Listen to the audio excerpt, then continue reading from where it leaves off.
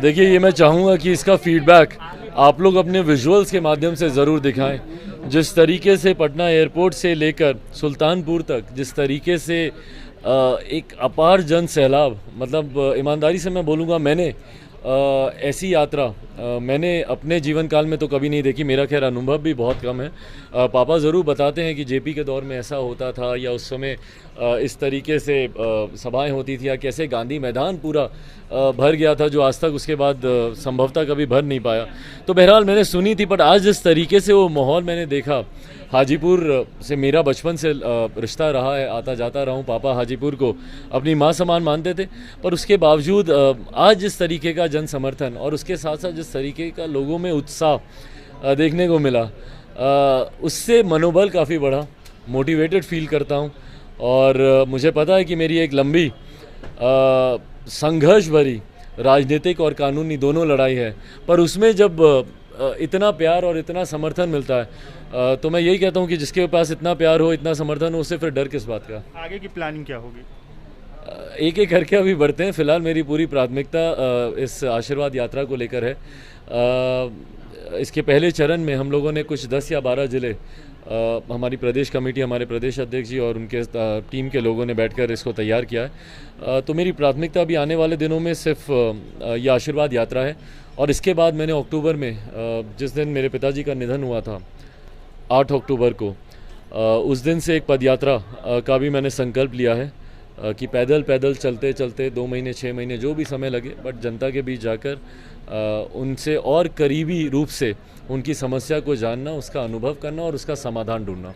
चिराग युवा हैं और बिहार में राजनीति की जब बात होती है तो जातीय राजनीति की बात होती है, तो क्या चिराग पासवान एक जिस जाति से आते हैं सिर्फ उसी की बात करेंगे या पूरे बिहार को एक साथ लेकर चलने की बात करेंगे? अगर आप मेरा बिहारी फर्स्ट विजन डॉक्यूमेंट अगर आप देखें, और अगर आप उसको नहीं भी देखें, तो मुझे लगता है कि चिराग पासवान को अगर आपने पिछले 6-7 सालों में अगर समझा या जाना, मैंने हमेशा इस बात को कहा है, जात ना पात करे सबकी बात।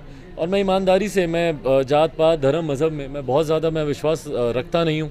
और मुझे लगता है कि ये बात जितनी जल्दी हम सब समझ जाएं उतना ज़्यादा बेहतर है। मुझे लगता है ये महामारी एक इसका बहुत बड़ा उदाहरण है। ऐसा नहीं कि इस महामारी से कोई जाति विशेष का व्यक्ति अछूता रह गया हो या किसी धर्म विशेष का व्यक्ति अछूता रह गया हो। हम लोगों को अगर सही मायनों में लड़ाई लड़नी है तो अमीरी और गरीबी की लड़ाई लड़ने की ज़रूरत है। एक तरफ अमीर जो अमीर होता जा रहा है, दूसरी तरफ गरीब जो गरीब होता जा रहा है। पर साथ ही में हाँ, हकीकत है, हमारे प्रदेश में कई ऐसी धारणाएं हैं जिसकी वजह से आपका एक जाति विशेष का होने की वजह से आपका तिरस्कार किया जाता है, या किसी एक जाति या किसी एक समुदाय या किसी एक धर्म से आने की वजह से आपका विरोध किया जाता है, या आपको बराबरी का हक नहीं मिलता। तो इन तमाम तभी जो समाजवाद की हम लोग बात करते हैं, सामाजिक न्याय की जिस लड़ाई की हम लोग बात करते हैं, जिसमें मेरे पिताजी ने बहुत महत्वपूर्ण और बढ़ चढ़ कर भूमिका निभाई थी, उन्हीं का अंश हूँ। उनके इस बचे हुए कार्य को भी पूरा करना, अधूरे लक्ष्य को पूरा करना भी मेरी ही जिम्मेदारी बनती है।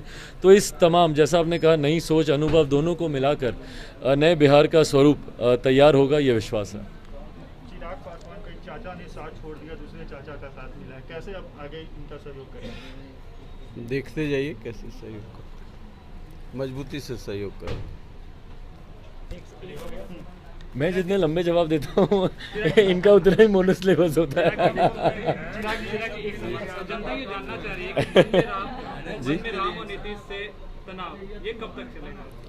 क्या मन में राम है और हाँ, नीतीश से तनाव है, दोनों का कनेक्शन क्या है? कनेक्शन एक मोदी जी से है और एक बिहार के सीएम। नहीं, वो तो मैं समझ रहा हूँ, बट वो राम का नीतीश जी के साथ कोई कनेक्शन नहीं है। मैं इतना ज़रूर मानूंगा कि हाँ, भगवान हनुमान ने भगवान राम के लिए कई कार्य किए थे। जब संकट आया था तो उन्होंने उनकी मदद करने का हर भरपूर प्रयास किया था। माता सीता को ढूंढने की बात हो, उन तक संदेश पहुंचाने की बात हो, या फिर अगर ज़रूरत पड़ी तो लंका दहन तक उन्होंने किया था।